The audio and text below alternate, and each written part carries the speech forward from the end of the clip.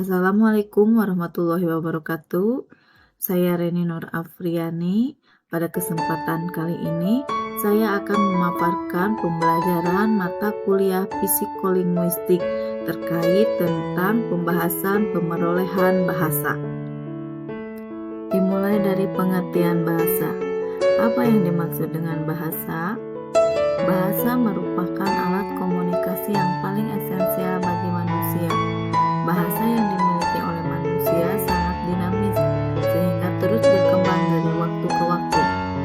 Istilah pemerolehan dipakai untuk padanan istilah Inggris acquisition, yakni proses penguasaan bahasa yang dilakukan oleh anak secara natural pada waktu dia belajar bahasa ibunya.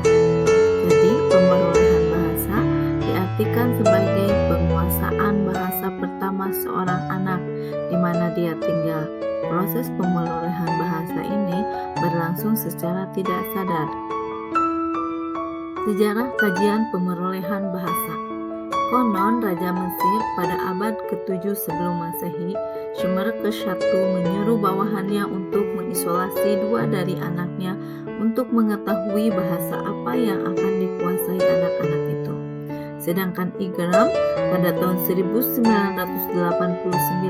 membagi perkembangan studi tentang pemerolehan bahasa menjadi 3 tahap, yaitu periode buku harian, yang kedua periode sampel besar, dan yang ketiga periode kajian longitudinal. Periode buku harian berlangsung pada tahun 1876 sampai dengan tahun 1926. Sedangkan periode sampel besar berlangsung pada tahun 1926 sampai dengan tahun 1957. Periode kajian longitudinal dimulai dengan munculnya buku Chomsky Syntactic Structures pada tahun 1957 yang merupakan titik awal lahirnya aliran metalisme pada ilmu linguistik. Selanjutnya, metode penelitian dalam pemerolehan bahasa. Ada beberapa metode penelitian dalam pemerolehan bahasa, yakni diantaranya yaitu yang pertama metode wawancara, kemudian metode observasi, dan metode eksperimen. Desain penelitian dapat longitudinal atau cross-sectional. Studi longitudinal bersifat observasional ataupun eksperimental. Universal bahasa.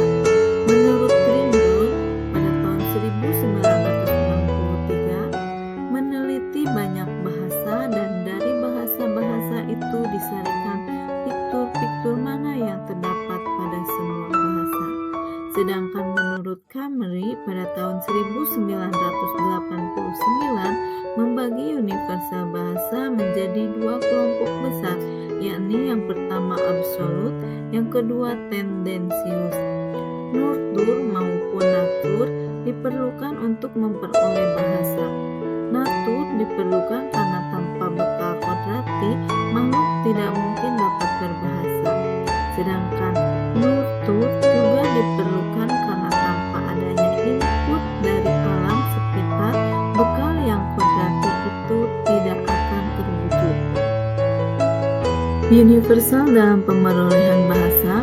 Konsep universal ini mempengaruhi pemerolehan tergantung pada sifat kodrati komponen bahasa. Komponen fonologi yang lebih banyak terkait dengan neurobiologi manusia, tampaknya yang paling universal, sedangkan komponen sintaktik dan semantik memiliki derajat keuniversalan yang lebih rendah. Pembahasan yang terakhir yakni tentang relata panjang ujaran. Untuk mengukur perkembangan sintaksis anak, banyak dipakai temuan Brown pada tahun 1973 yang dikenal dengan nama Cara menghitung panjang ujaran anak adalah sebagai berikut. Yang pertama, ambil sampel sebanyak 100 ujaran. Yang kedua, hitung jumlah morfemnya. Dan yang terakhir, bagilah jumlah morfem itu dengan jumlah Dari penjelasan pembahasan materi ini dapat disimpulkan bahwa langkah-langkah yang diambil manusia pada waktu memperoleh bahasa ibunya dan langkah-langkah tersebut bersifat universal. Pemerolehan bahasa ibu sama dengan pemerolehan bahasa asing. Pembahasan pemerolehan bahasa berkaitan dengan topik sejarah studi mengenai